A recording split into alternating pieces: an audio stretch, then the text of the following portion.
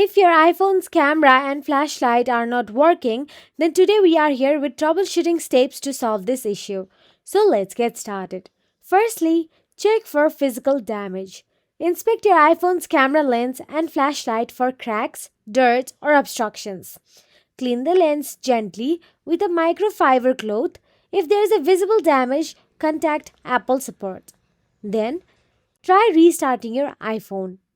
Press and hold the power button and either volume button until the power off slider appears. Then drag the slider to turn off your iPhone and wait a few seconds, then turn it back on. Now on third, try testing the flashlight. Open the control center. Simply swipe down from the top right corner or up from the bottom depending on your iPhone model. Here I am using the iPhone 15 Pro, so I am swiping down from the top right corner to open my control center. Now tap the flashlight icon. If it does not work, proceed with our next step. But if it does, then your problem has been fixed. Now, for another step, simply go to the Settings app on your mobile device. Inside Settings app, scroll down and look for the General and tap on the General option available there.